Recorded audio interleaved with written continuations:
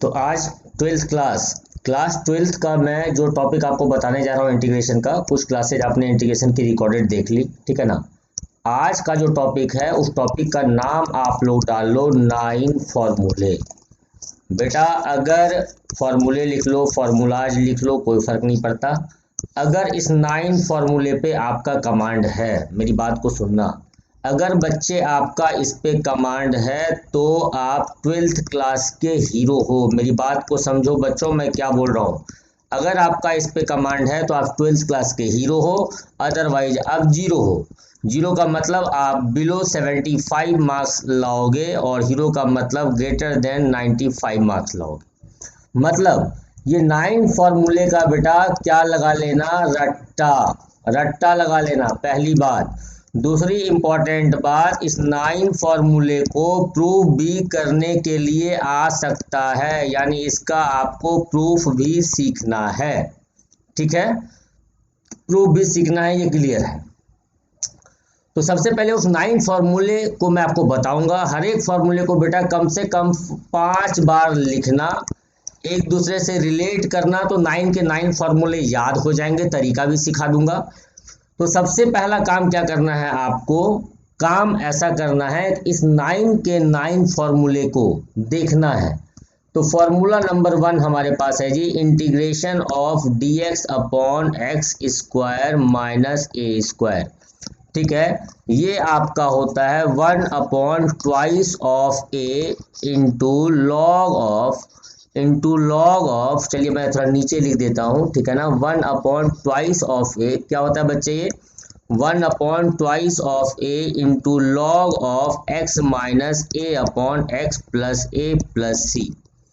आपके book NCERT का, मेरी बात को सुनो फटाफट, हर बच्चे एनसीईआरटी निकाल लो। एनसीईआरटी का पेज नंबर 307 के सबसे लास्ट में लिखा हुआ है 7.4 आपका point, integration of integrals of some particular functions. तो फॉर्मूला नंबर 1, फॉर्मूला नंबर 2, और इसको कैसे याद करेंगे इसका भी मैं तरीका आपको दूसरे वीडियो में बताऊंगा, ठीक है। फिलहाल ये क्लास चल रही है, इसको आप देखिए।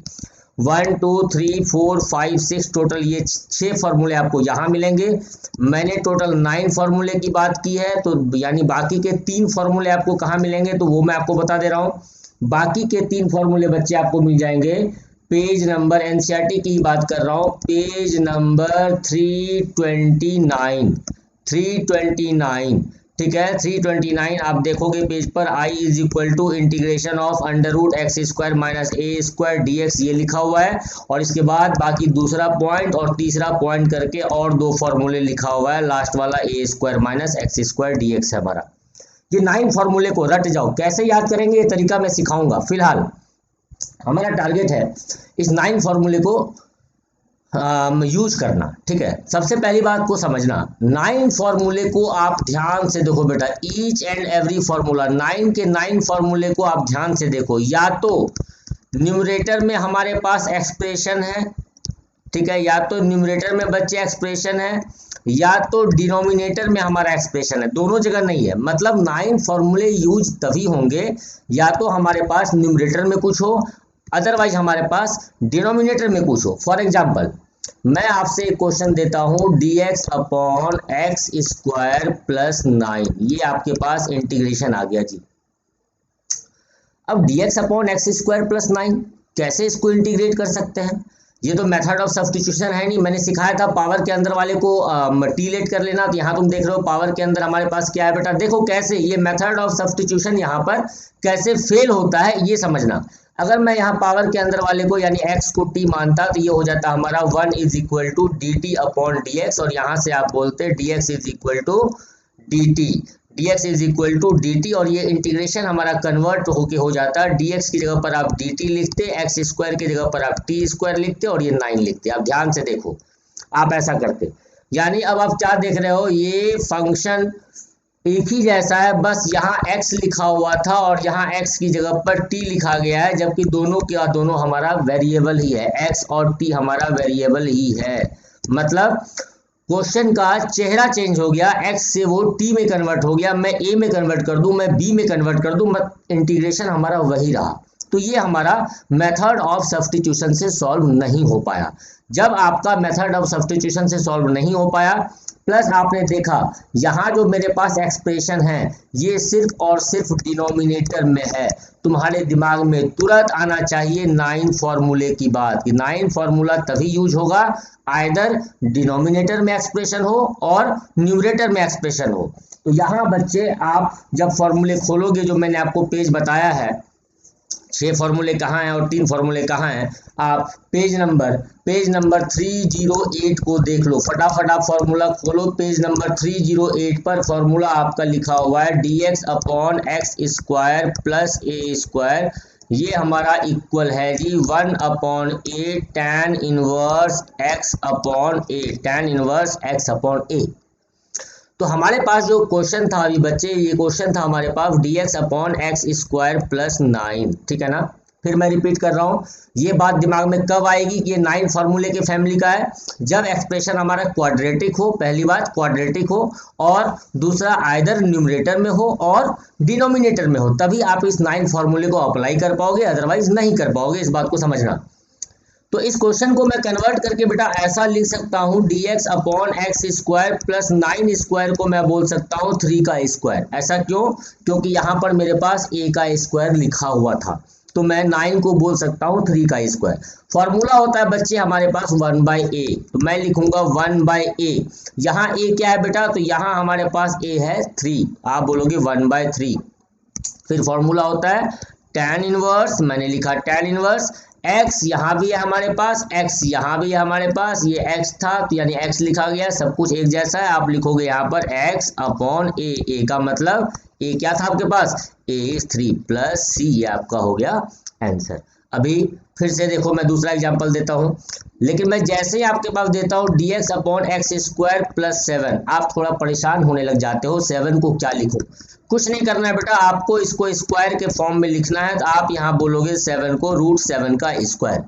अब आपका यहाँ पे a जो हो जाता है ना, a हमारा हो गया √7, आप देख रहे हो a का स्क्वायर, फॉर्मूले में आप देखो a का स्क्वायर क्या होता है बच्चे, फॉर्मूले होते हैं हमारे, अगर dx upon x square plus a, जितना बार हो उतना बार फॉर्मूले को लिखो, याद हो जाएगा। 1 upon a tan inverse x upon a plus c, मैं इतने साल से लिख रहा हूँ बट तुमने देखा अभी फटाफट मैंने 2 बार लिखा। तो फॉर्मूला जितना लिखोगे बेटा, और ये 9 फॉर्मूले को याद रखने वाला हीरो क्यों है, इसका रीजन बताता हूं, क्योंकि चैप्टर नंबर 8 और चैप्टर नंबर 9 बिना इस 9 फॉर्मूले के सॉल्व नहीं होगा। यानी वैसा बच्चा जिससे मैं क्लास में पूछूंगा फटाफट फॉर्मूला याद हो गया, उसके लिए चैप्टर नंबर 8 और 9 आसान हो जाएगा बेटा।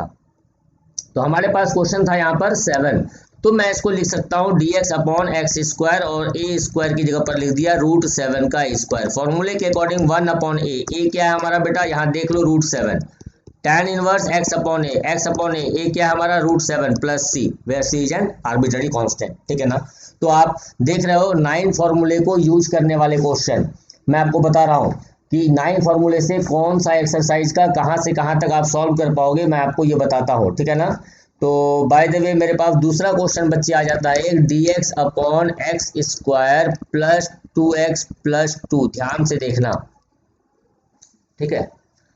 अब यहाँ प्रॉब्लम क्या है, फॉर्मूला हमारे पास ऐसा लिखा हुआ है dx upon x square plus a square, कहीं माइनस है, कभी a स्क्वायर पहले है, ठीक है ना, कोई रूट में है, कोई बिना रूट के है। जब आप 9 फॉर्मूले को देखोगे तो यही सेम चीज दिखेगा, x square plus a square, x square minus a square और a square minus a x square, ये तीन ही मिलेंगे आपको अलग अलग फॉर्म में, कहीं रूट में, कहीं बिना रूट में, कभी ऊपर कभी नीचे। तो ये हमारे पास फॉर्मूला होता है जी 1 upon a tan inverse x upon a plus c। अब प्रॉब्लम क्या है बेटा, मेरी बात को सुनना ध्यान से।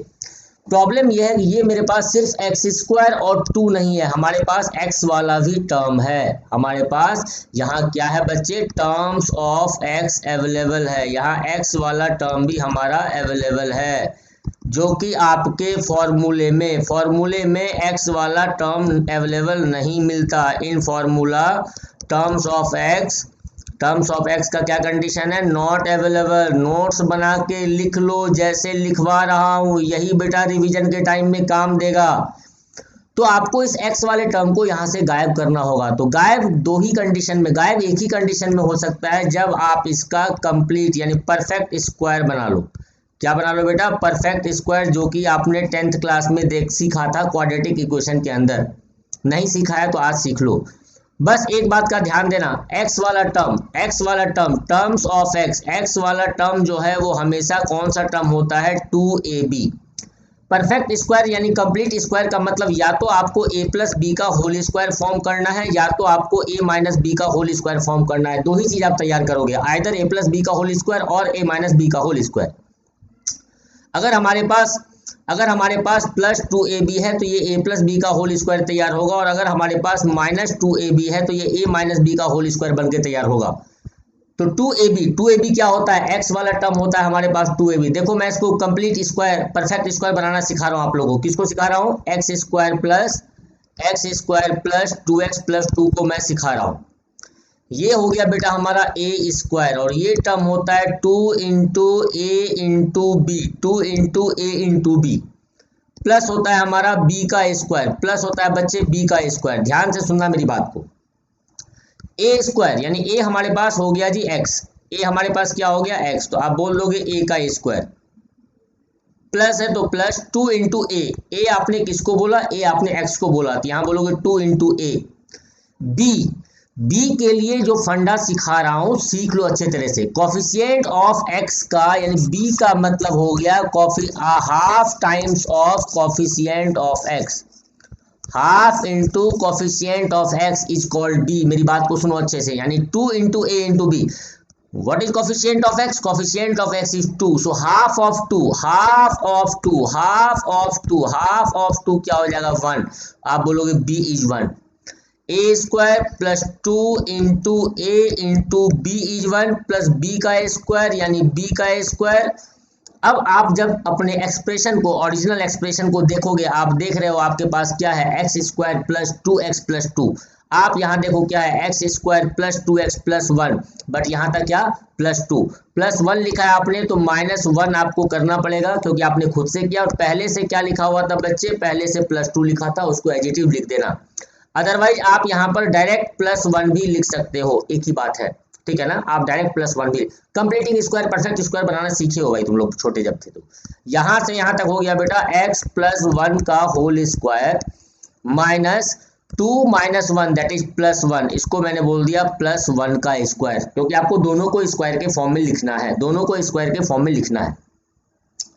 क्वेश्चन हमारे पास था dx upon x square plus 2x plus 2, ये हमारे पास क्वेश्चन था और हमने तैयार कर लिया। क्या तैयार कर लिया, इसके बदले dx अपॉन x प्लस 1 का होल स्क्वायर प्लस 1 का स्क्वायर। अब आप डायरेक्ट फॉर्मूला यूज कर सकते हो, जहां कि आपको x समझना पड़ेगा x प्लस 1 को, a समझना पड़ेगा 1 को। और आपको फॉर्मूला याद है प्यारे बच्चों, क्या था फॉर्मूला हमारा, dx upon x square plus a square क्या होता है हमारा, 1 upon a tan inverse x upon a plus c. अभी सिखाया था। देखो रूट वाला क्वेश्चन है तो रूट वाला फॉर्मूला लगाना, बिना रूट वाला है तो बिना रूट वाला लगाना, न्यूमरेटर वाला है तो न्यूमरेटर वाला लगाना, डिनोमिनेटर वाला है तो डिनोमिनेटर वाला लगाना।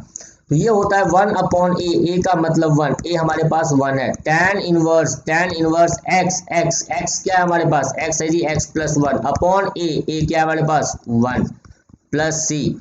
बेटा 1 अपॉन 1 गायब, tan इनवर्स ये हो गया x plus 1 plus C, where c is an arbitrary constant. यही रीजन है कि आपके पास जब क्वेश्चन ये आता है dx upon x square plus 1, आप डायरेक्ट बोलते हो dx upon x square plus 1 यानी 1 अपॉन एक्स स्क्वायर इज, आप बोलते हो 1 अपॉन एक्स स्क्वायर प्लस 1, ये किसका डेरिवेटिव है, तो ये बेटा डेरिवेटिव है tan इनवर्स x का, इसलिए इसका इंटीग्रेशन क्या होगा tan इनवर्स x।